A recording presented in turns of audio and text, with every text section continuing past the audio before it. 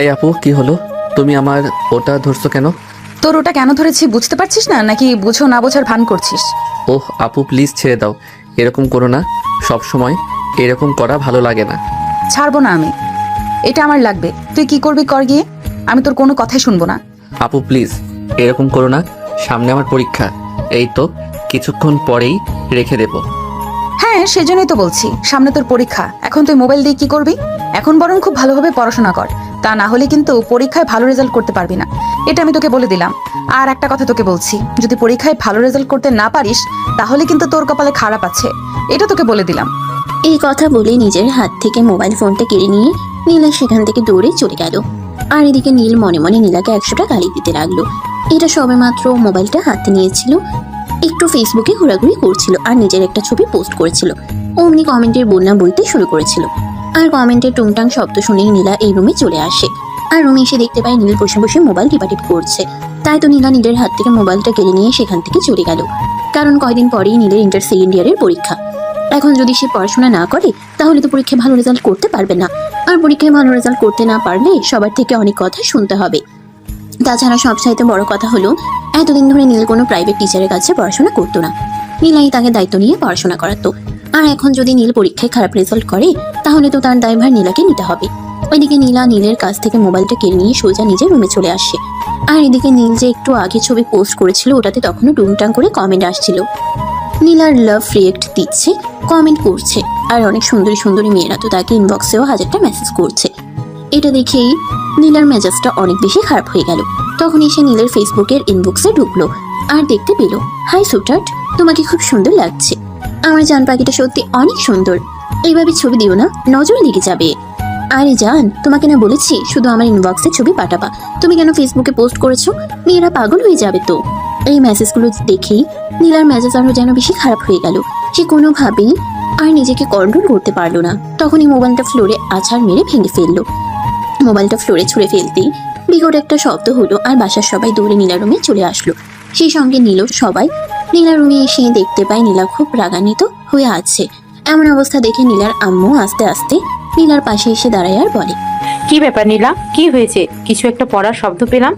কিচ্ছু পড়েনি, চুপচাপ এখান থেকে চলে যাও, তা না হলে ভালো হবে না কিন্তু বলে দিলাম। চিৎকার দিয়ে বলে এই কথাটা। নীলা তখনই বাড়ির সবাই খুব ভালোভাবে বুঝতে পারে নীলা অনেক বেশি রেগে গেছে। তাই তার সঙ্গে আর কোনো কথা না বলে সবাই চুপচাপ নিজেদের রুমে চলে গেল। আর এদিকে নীল তখনও সেখানে দাঁড়িয়েছিল, কারণ সে খুব ভালোভাবে বুঝতে পারছিল ঘটনাটা কি হয়েছে। কিন্তু তার সমস্যাটা সেখানে নয়। তার সমস্যা হলো নীলা তার ফোনটা ভেঙে ফেলেছে। কারণ এটা খুব শখের একটা ফোন ছিল। নীল ওইভাবে ফোনটা ভেঙে ফেলেছে এটা দেখে নীল মনে মনে অনেকটাই কষ্ট পেয়েছে, কিন্তু সে কোনো কিছু বলার সাহসও পাচ্ছে না। তখনই নীলা তার দিকে তাকায়। নীলার চোখ থেকে যেন রক্ত ঝরে পড়ছে। তাই নীলার এক মুহূর্ত দেরি না করে সে স্থান ত্যাগ করতে চাইল, কিন্তু নীল সেই সুযোগটা আর পেয়ে উঠল না। তখনই নীলা পিছন থেকে তার শার্টের কলার টেনে ধরে আর ধাক্কা মেরে ফ্লোরে ফেলে দেয়। আর সঙ্গে দরজার ছিটকানিটাও লাগিয়ে দেয়। নীল ভয়ে ভয়ে কাঁপতে শুরু করে। সে খুব ভালোভাবে বুঝতে পারে তার সঙ্গে কি হতে চলেছে, কিন্তু সে কোনো কিছু বলার সাহসটাও পারছে না। কারণ এই মুহূর্তে যদি সে চিৎকার চেঁচামেচি করে তাহলে তার পরিণাম আরো ভয়াবহ হবে। তাই সে আস্তে আস্তে নীলাকে বলতে থাকে, আপু প্লিজ, তুমি শান্ত হও। আর কি হয়েছে আমাকে খুলে বলো। তুই এখন আমাকে বলছিস কি হয়েছে সেটা খুলে বলতে? তুই কি করেছিস সেটা বুঝতে পারছিস না? কই, আমি আবার কি করলাম? নীল সবকিছু জেনে শুনেও না জানার ভান করছে। এতে তো নীলা আর অনেক বেশি রেগে গিয়েছে। তাই সে রাগে ফুসফুস করতে করতে বলতে থাকে, তুই ফেসবুকে ছবি আপলোড করেছিস কেন? আর সুন্দরী মেয়েরা তোর ইনবক্সে এসব আলতু ফালতু মেসেজ দিবা কেন করেছে? সরি আপু, আমার ভুল হয়ে গেছে। আর কখনোই এরকম করব না। এই বলে নীল নীলার পায়ে ধরে ক্ষমা চাইছে তাকে, কিন্তু নীলকে কোনোভাবেই ক্ষমা করছিল না নীলা। সে প্রচন্ড ক্ষেপে গিয়েছিল আর খুব জোরে জোরে চিৎকার চেঁচামেচি করছিল। একদম পুরো বাড়ি মাথায় তুলে ফেলছিল। কিন্তু বাড়ির কেউ তাকে কোনো কিছু বলার সাহস পাচ্ছিল না, কারণ নীলা ছিল এই পরিবারের বড় মেয়ে আর সবার খুব আদরের। তাই সবাই অনেক বেশি আদর করতে গিয়ে এমন অবস্থা করে ফেলেছে যে তার মুখের ওপর কেউ কোনো কথাই বলতে পারে না। আর তারই প্রতিফলন হচ্ছে এখন। নীল তখন খুব ভালোভাবেই বুঝতে পারে আজ তার সঙ্গে খুব খারাপ কিছু একটা হতে চলেছে, যেটা বিগত দিনে হয়নি। কারণ নীলাকে এতটা রেখে যেতে কখনোই দেখা যায়নি। নীলা যদিও যথেষ্ট রাগী, কিন্তু এভাবে কখনোই রাগিনি। আজ রাগটা একটু বেশি উঠে গেছে। তাই নীল আবারও উঠে বসে নীলার পা ধরে ক্ষমা চাইতে থাকে। আপু প্লিজ, তুমি আমাকে ক্ষমা করে দাও। আমি আর কখনো এরকম করব না। এই যে আমি তোমাকে ছুঁয়ে কথা দিচ্ছি। এই কথা শুনে নীলা আরো বেশি রেগে যায়। নীলকে শার্টের কলার টেনে ধরে দাঁড় করায় আর তার গালে এলো পাথারে চড় মারতে থাকে। শুধু তাতেই সীমাবদ্ধ ছিল না, কিল ঘুষি লাথি ছিল তার সঙ্গে ফ্রি। একসময় হুট করে নীলা লাথি দিতে গিয়ে নীলের তলপেটে লেগে গেল, আর তখনই সেও মা গো বাবা গো বলে একটা চিৎকার দিয়ে অজ্ঞান হয়ে গেল। কিন্তু তারপরেও নীলা থামছে না, অনবরত তাকে লাথি কিল ঘুষি দিয়েই চলেছে প্রায় আধা ঘন্টা। পর নীলা ক্লান্ত হয়ে বিছানার উপর বসে পড়ে, আর এদিকে নীলা অজ্ঞান অবস্থায় ফ্লোরে পড়ে আছে। বাড়ির সবাই নীলের চিৎকার শুনে দৌড়ে এসেছিল আর দরজায় অনেকবার নক করছিল, কিন্তু নীলা কোনোভাবেই রুমের দরজা খুলছিল না, তাই কেউ আর ভিতরে প্রবেশ করতে পারলো না। এদিকে প্রায় ঘন্টাখানেক সময় কেটে গেছে, কিন্তু নীলা দরজা খুলছে না। এতে বাড়ির সবাই অনেক বেশি চিন্তিত হয়ে পড়েছে, কেউ ভাবতেই পারছে না ভিতরে কি হচ্ছে বা কি হয়েছে। এদিকে সন্ধ্যা হয়ে আসছিল, নীলার আব্বু তখনই বাড়িতে আসে। বাড়িতে নীলার আব্বু একমাত্র মানুষ যার কথা মেলা একটু হলেও শুনে, তাই সবাই নিজের আব্বুকে দেখতে পেয়ে নীলার আব্বুর কাছে দৌড়ে গেল আর সবকিছু খুলে বলল। সবকিছু শুনে নীলার আব্বু রুমের সামনে আসে আর দরজায় নক করতে থাকে। নীলামা, আমি চলে এসেছি, তোমার সঙ্গে একটু কথা বলতে চাই, একটু বাইরে আসো তো। এই বলে নীলার আব্বু পরপর নক করতেই থাকে, কিন্তু নীলা দরজা খুলে না। এভাবে প্রায় 15 মিনিট কেটে যায়। 15 মিনিট পর নীলা দরজা খুলে রুমের বাইরে আসে, আর তখনই সবাই দৌড়ে রুমের ভিতরে গিয়ে দেখতে পায় অজ্ঞান অবস্থায় নীল ফ্লোরে পড়ে আছে। তখন সবাই তাড়াহুড়ো করে নীলকে নিয়ে হসপিটালে চলে গেল, আর এদিকে নীলার আব্বু নীলাকে নিয়ে নিজের রুমে চলে যান আর নীলাকে শান্ত হতে বলেন। এভাবে প্রায় রাত 10টার মতো বেজে যায়। এদিকে হসপিটালে নীলকে স্যালাইন ইনজেকশনের ওষুধ দেওয়া হয়েছে। প্রায় রাত 11টার দিকে নীলের জ্ঞান ফিরে আসে। তখন সবাই নীলের কাছে জানতে চায় আসলে কি হয়েছিল। নীল তখন সবাইকে সমস্ত সত্য ঘটনা খুলে বলে।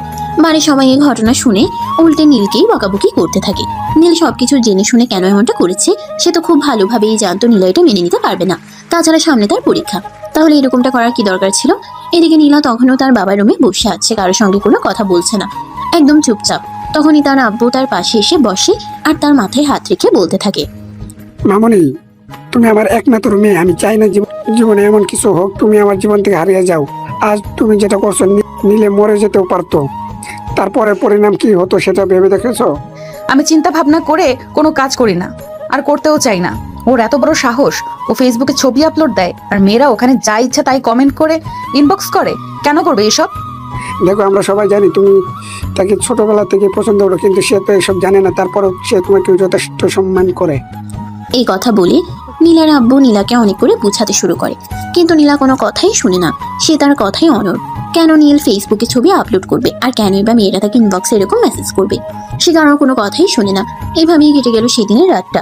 পরের দিন সকাল 10টা বাজতে না বাজতেই নীলকে হসপিটাল থেকে বাড়িতে নিয়ে আসা হলো। নীলকে এই মুহূর্তে তার আব্বু আম্মুর রুমে রাখা হয়েছে, কারণ নীলের অবস্থা খুবই খারাপ। তার তলপেটে প্রচন্ড ব্যথা হচ্ছে। এখন যদি আবার নীলা উল্টোপাল্টা কিছু করে ফেলে তাহলে হয়তো তার অবস্থা আরো বেশি খারাপ হয়ে যেতে পারে। তাই নীলকে এখন সব সময় একটু কেয়ারিংয়ে রাখতে হবে। অপরদিকে নীল বাসায় এসেছে। এই খবরটা নীলা শোনার পরেও নীলের সঙ্গে একবারও দেখা করতে আসেনি। তার মনে প্রচন্ড রাগ, অভিমান, আর এটাকে বাড়ির সবাই খুব ভালোভাবেই নিয়েছে, কারণ নীলা নীলের থেকে দূরে থাকাটাই সবচেয়ে ভালো। এভাবে দেখতে দেখতে 2 দিন কেটে গেল। নীল আলহামদুলিল্লাহ এখন মোটামুটি সুস্থ, তাই সেই রুম থেকে বের হয়ে বাগানের দিকে এসে হাঁটাহাঁটি করেছিল। তখনই নীলা ওটা দেখতে পেয়ে বাগানে চলে আসে আর নীলকে দেখে সে বলতে থাকে, কি রে, তুই না অসুস্থ ভাব ধরে হসপিটালে চলে গেলি, তাহলে এখন আবার সুস্থ হয়ে ফিরে আসলি কেন? আপু, আমি সত্যি অসুস্থ ছিলাম। তুমি আমার সঙ্গে এরকম কেন করো বলো তো? কেন করি সেটা তুই বুঝিস না? আমি সেই ছোটবেলা থেকেই তোকে ভালোবেসে এসেছি, এটা পরিবারের সবাই জানে। কিন্তু পরিবারের সবাই এই কথাটা জানার পরেও কেন তোকে জানাচ্ছে না? কেন তোকে বারবার তোর করা অন্যায়গুলোকে প্রশ্রয় দিচ্ছে? কেন তোকে এটা জানানো হচ্ছে না বল আমাকে। আপু, এসব তুমি কি বলছো? তোমার কি মাথা খারাপ হয়ে গেছে নাকি? তুমি আমার আপু হও, আর সেখানে তুমি আমাকে ভাই হিসেবে ভালোবাসতে পারো, আর আমি একটা ছবি আপলোড করাতে কি এমন মহাভারত অশুদ্ধ হয়ে গেল? নীলের এরকম কথা শুনে নীলার মেজাজ আবারও খুব খারাপ হয়ে গেল, কিন্তু তারপরেও সে নিজেকে কন্ট্রোলে রাখার চেষ্টা করলো। কারণ হাজার হোক নীল তার ভালোবাসার মানুষ। ভালোবাসার মানুষকে এভাবে বারবার কষ্ট দেওয়া ভালো লাগে না। তাই নীলা নিজেকে একটু শান্ত রেখে নীলকে বোঝাতে চেষ্টা করছে। দেখ, আমাদের দাদি যখন বেঁচে ছিলেন তখন তিনি ঠিক করেছিলেন তোর সঙ্গে আমাকে বিয়ে দেবে। আমি তখন কথাটা মোটামুটি বুঝলেও তুই আমার থেকে অনেকটাই ছোট, প্রায় 3 বছরের ছোট, তাই তুই কথাটা মনে রাখতে পারিসনি। আর আমি আমার দাদিকে খুব বেশি ভালোবাসতাম, তাই দাদির বলে যাওয়া কথাটাকে রাখার জন্য এইটুকু চেষ্টা করছি। নীলার বলা এই কথাটা শুনে নীলা অনেক করে মনে করার চেষ্টা করলো, কিন্তু সে কোনো রকম কোনো কিছুই মনে করতে পারলো না। তাই সে নীলার সঙ্গে কোনো কথা না বলে চুপচাপ বাড়ির ভেতরে চলে আসে। ড্রয়িং রুমে এসে বসে চুপচাপ চিন্তা করতে থাকে আর ভাবতে থাকে। আসলেই কি তার দাদিমা এরকম কোনো কথা বলেছিল? আর যদি বলেও থাকে তাহলে তার কি? যে মানুষটা মরে গেছে তার কথা কি এখনো বেঁচে আছে? নীলা মনে মনে ভাবতে লাগে, লাইফটা তার, সিদ্ধান্ত নেওয়ার অধিকারও তার। সে কাকে বিয়ে করবে, কাকে ভালোবাসবে, এটা কি অন্য কেউ ঠিক করে দেবে নাকি? তখনই নীলার আম্মু সেখানে এসে উপস্থিত হয়। আর নীলকে দেখে তিনি নীলের বর্তমান অবস্থার কথা জানতে চান। আর তখনই নীল কথাটা ঘুরিয়ে নিয়ে নীলার আম্মুকে বলতে থাকে, বড় আম্মু, তুমি এখানে বসো, আমি তোমার সঙ্গে একটু কথা বলতে চাই। এই কথা বলে নীল নীলার আম্মুর হাত ধরে টেনে সোফায় বসায় আর তারপর বলতে শুরু করে। বড় আম্মু, দেখো, তোমাকে কিন্তু আমি আমার নিজের আম্মুর চাইতে অনেক বেশি বিশ্বাস করি, তাই আমি কথাটা তোমাকে জিজ্ঞাসা করছি। আশা করি তুমি আমাকে সত্য কথা বলবে। আরে বাবা, আমি তোকে মিথ্যে কথা কেন বলবো? কি হয়েছে বল না আমাকে, আমি অবশ্যই যেটা জানি সেটাই বলবো। এরপর নীল একটু আগে নীলা যে কথাগুলো বলেছিল সেগুলো নীলার আম্মুকে বলে। সেগুলো শুনে নীলার আম্মু বেশ কিছুক্ষণ চুপ হয়ে থাকে। এদিকে নীল বারবার প্রেশার দিতে থাকে কি হয়েছে সত্য কথা বলার জন্য। তখনই নীলার আম্মু সব সত্য কথা খুলে বলে। সবকিছু শুনে নীল মাথায় হাত দিয়ে বসে থাকে। এমনটাও কি হতে পারে? তখনই নীলার আম্মু বলতে থাকে, নীলার জন্মের পর ওনার কোনো একটা অ্যাক্সিডেন্ট হয়, আর তখনই ডাক্তার ওনাকে বলেন উনি আর মা হতে পারবেন না। তবে উনি ছিলেন শাশুড়ির বড় আদরের বৌমা। তারপরে এই নীলার আব্বুকে বিয়ে পড়ানো হয়। বছর করতে না করতেই নীল পৃথিবীতে আসে। আর তখনই উনি এই সিদ্ধান্ত নেন যাতে নীলার আম্মু কখনোই ছেলের অভাব বুঝতে না পারে। এই কথা শুনে নীল বলে, তোমাকে তো আমি বড় আম্মু বলেই ডাকি, তাছাড়া আমি আমার আম্মুর জায়গায় তোমাকে বেশি ভালোবাসি এবং সম্মান করি। তাহলে এরকম সিদ্ধান্ত নেওয়ার পিছনে কোনো কারণ আছে কি? দেখো নীলা, আমাদের বড় আদরের মেয়ে, ছোটবেলা থেকে মুখ ফুটে কোনো কিছু চাওয়ার আগেই আমরা সেটা তাকে এনে দেওয়ার চেষ্টা করেছি। আর নীলা ছোটবেলা থেকেই তোমাকে অনেক বেশি ভালোবাসে। তুমি যখন হুট করে অসুস্থ হয়ে পড়ছে তখন নীলাই সবচাইতে বেশি ব্যস্ত হয়ে পড়তো, কারণ সে ছোটবেলা থেকেই তোমাকে ভালোবাসে। তাই আমি একজন মা হিসেবে তোমার কাছে রিকোয়েস্ট করব, তুমি আমার মেয়ের ভালোবাসাটাকে অবহেলা করো না। সে তোমায় যথেষ্ট ভালোবাসে, আর ভালোবাসাকে তুমি সম্মান করো। নীলার আম্মুর কাছ থেকে এই কথাগুলো শুনে নীল আর কোনো কথাই বলল না। চুপচাপ নিজের রুমে চলে গেল আর কিছু একটা চিন্তা করতে লাগলো। এভাবে সেদিনের রাতটা কেটে গেল। 2 দিন পর নীল কলেজে গেল। কলেজে যেতেই তার বন্ধুরা তাকে ঘিরে ধরলো। কেন সে কয়দিন ধরে কলেজে আসছে না এসব ব্যাপারে জানতে চাইলে কিন্তু সে তার বন্ধুদের সঙ্গে কোনো কথাই বলল না। চুপচাপ বসে রইল। তার বন্ধুরা তাকে খুব করে প্রেশার দিতে লাগলো, কিন্তু তারপরেও সে কাউকে কোনো কিছু বলল না। আর এটা সে বলবেই বা কি করে? তার আপন চাচাতো বোনকে তাকে বিয়ে করতে হবে, যেখানে তার সিদ্ধান্তের কোনো দাম নেই। এগুলো কি আর এখনকার যুগে চলে নাকি? এসব ভাবতে ভাবতেই ক্লাসের টাইম হয়ে গেল। তারপর বন্ধুরা সবাই মিলে ক্লাসে চলে গেল। কলেজ ছুটি হতেই নীলের বন্ধু রাজ বলতে থাকে, দোস্ত, একটা কাজ করতে হবে, আমার সঙ্গে একটু যাবি? না রে ভাই, আমি তোর সঙ্গে যেতে পারবো না কোথাও। আমার এমনিতেই কোনো কিছু ভালো লাগে না, তার উপর আবার তোরা আমাকে কোনো প্রেশার দিস না, এমনিতেই খুব চাপের মধ্যে আছে। কিন্তু রাজ নীলের কোনো কথাই শুনে না। সে নীলকে জোর করেই বাইকে তুলে নিল আর তারপর চলে গেল একটা পার্কে। সেখানে রাজের গার্লফ্রেন্ড ঈশিতা তার জন্য অপেক্ষা করছিল। পার্কের ভিতর ঢুকেই রাজ তার গার্লফ্রেন্ডের সঙ্গে তার সঙ্গে একটা চেয়ারে বসে কথা বলতে থাকে। আর এদিকে নীল পার্কের বাইরে দাঁড়িয়ে দাঁড়িয়ে অপেক্ষা করছিল কখন রাজ ফিরে আসবে আর সে বাসায় চলে যাবে। এদিকে তখনই হঠাৎ কোথা থেকে নীলা সেখানে চলে আসলো। নীলকে পার্কের বাইরে বাইক নিয়ে দাঁড়িয়ে থাকতে দেখে নীলা গাড়ি দাঁড় করায় এবং গাড়ি থেকে নেমে এসে নীলের সামনে দাঁড়িয়ে বলতে থাকে, এখানে দাঁড়িয়ে বুঝি গার্লফ্রেন্ডের জন্য অপেক্ষা করছিস? না, আমার বন্ধুর সঙ্গে এসেছি। মিথ্যা বলার আর জায়গা পাস না। এখানে তোর বন্ধুকে তো কোথাও দেখতে পাচ্ছি না। আমি নিশ্চিত তুই তোর গার্লফ্রেন্ডের জন্য এখানে দেখা করতে এসেছিস। তুই চল আমার সঙ্গে বাসায়, তারপর আজ তোকে বুঝাবো আমি কত ধানে কত চাল। এই বলে নীলা নীলের শার্টের কলার ধরে টানতে টানতে গাড়িতে এনে উঠালো। এদিকে নীল তাকে বারবার বলার চেষ্টা করছে সে এখানে রাজের সঙ্গে এসেছে, তার কোনো ব্যক্তিগত দরকার আসেনি। কিন্তু নীলা নীলের কোনো কথাই শুনছে না। তার আগে ফুসফুস করছে আর গাড়ি চালাচ্ছে। তখনই হঠাৎ রাজ পার্ক থেকে বের হয়, কিন্তু নীলকে কোথাও খুঁজে পায় না। তাই নীলের নাম্বারে ফোন দেয়, কিন্তু নীলের ফোন যেহেতু নীলা ভেঙে ফেলেছিল তাই আর কোনো ফোন ঢুকলো না। রাজ বেশ কিছুক্ষণ অপেক্ষা করার পর তার গার্লফ্রেন্ডকে নিয়ে বাসায় চলে গেল।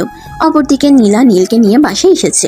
শার্টের কলার ধরে টানতে টানতে ড্রয়িং রুমে এনে হিচড়ে ফেলে দিল। তখনই ফ্যামিলির সবাই সেখানে এসে উপস্থিত হয় আর নীলাকে প্রশ্ন করতে থাকে, কি হয়েছে নীলা? তুই তো ভার্সিটিতে গেছিলি, তাহলে নীলকে তুই এভাবে কোথা থেকে নিয়ে আসলি? সেটা আমাকে প্রশ্ন করছো কেন? ওকে প্রশ্ন করলেই তো পারো। এই বলে নীলা নিজের কাঁধে থাকা ব্যাগটা ফ্লোরে ছুঁড়ে মারে আর সোফার উপর ধুপ করে বসে পড়ে। অন্য কেউ তখন সেখানে কোনো কথা বলার সাহস না পেলেও নীলার আম্মু নীলকে উঠে দাঁড় করায় আর তারপর নীলকে প্রশ্ন করে কি হয়েছে। নীল তখন সবকিছু তাকে খুলে বলে, কিন্তু আর কোনো কথাই বিশ্বাস করে না। তাই নীল বাধ্য হয়ে তার বন্ধু রাজকে ফোন করে জেনে নিতে বলে, কিন্তু নীলা তাতেও রাজি হয় না। তাই নীলার আম্মু বাধ্য হয়ে নিজেই নীলের কাছ থেকে রাজের ফোন নাম্বারটা নেয় আর রাজকে ফোন দেয়। আসসালামু আলাইকুম, কে বলছেন? ওয়ালাইকুম আসসালাম বাবা, আমি নীলের বড় আম্মু বলছি। হো আন্টি, নীল কি বাসায় গিয়েছে? ও তো আমার সঙ্গে একটু পার্কে এসেছিল, কিন্তু আমি পার্ক থেকে বের হয়ে ওকে আর খুঁজে পেলাম না। হ্যাঁ বাবা, ও বাসায় ফিরে এসেছে, আর ওর বাসায় ফিরে এসেছে এটা তোমাকে জানানোর জন্যই ফোন করলাম। এই বলে নীলার আম্মু কথা শেষ করে ফোনটা কেটে দিল। কিন্তু নীলা এটা কোনোভাবেই বিশ্বাস করলো না। সে তার কথায় অনড় ছিল। তার গার্লফ্রেন্ডের সঙ্গে দেখা করার জন্যই পার্কের সামনে গিয়েছিল, রাজের সঙ্গে যায়নি। বাড়ির সবাই এই কথা বিশ্বাস করলেও নীলা কোনোভাবেই বিশ্বাস করছে না। নীলা তখনই সবার সামনেই বলতে লাগে, দেখো, তোমাদের সবার সামনেই কিন্তু আমিনুলকে শেষবারের মতো ওয়ার্নিং দিচ্ছি। আজকের পর যদি কোনো দিনও কোনো মেয়ের সঙ্গে রিলেশন করা তো দূরের কথা, কথা বলার সাহসটুকু পর্যন্ত দেখায়, তাহলে কিন্তু এই ছেলের আমি এমন পরিণতি করব যেটা তোমরা কল্পনাও করতে পারবে না। কথাটা সবাই মাথায় ঢুকিয়ে নাও। এই বলে নীলা সেখান থেকে নিজের রুমে চলে গেল। আর বাড়ির সবাই নীলকে অনেক করে বোঝাতে লাগলো নীল কেন এরকম করে। নীলা তো তাকে ভালোবাসে, আর ভালোবাসে বলেই তাকে তার ভালোবাসায় বেঁধে রাখতে চায়।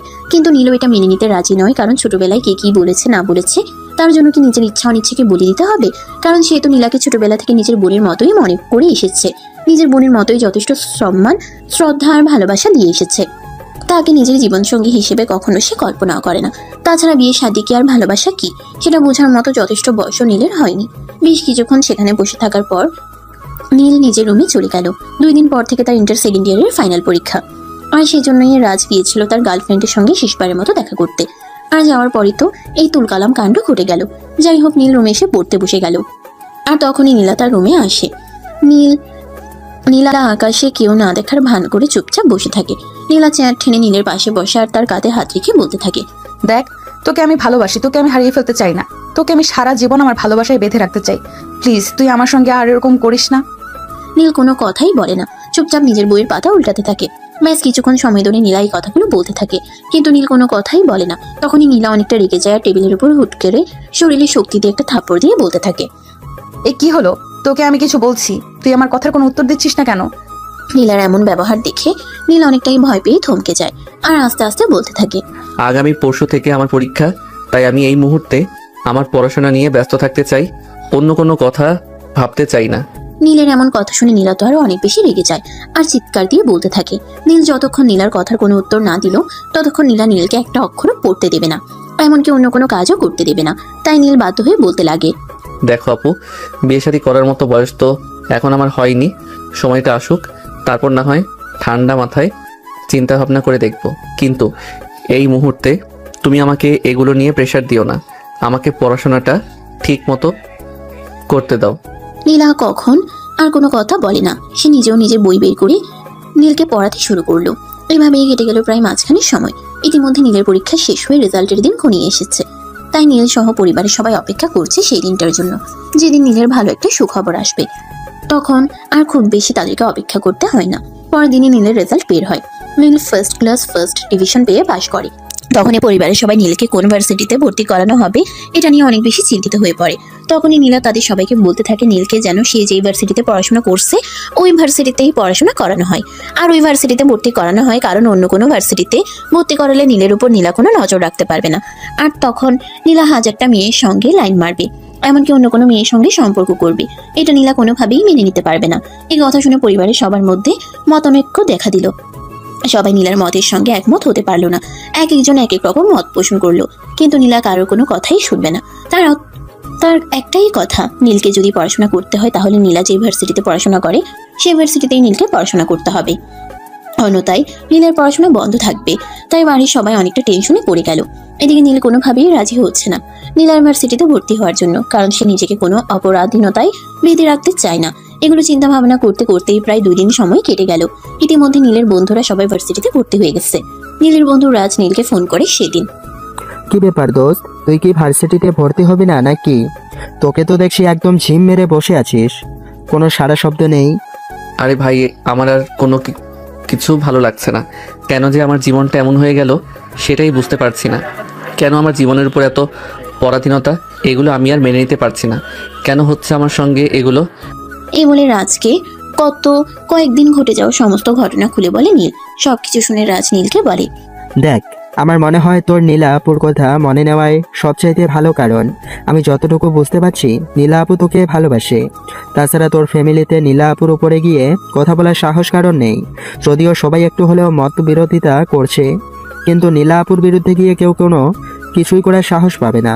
তাই তুই যাই কিছুই করিস না কেন, নীলা আপুর বিরুদ্ধে গিয়ে কিছুই করতে পারবি না।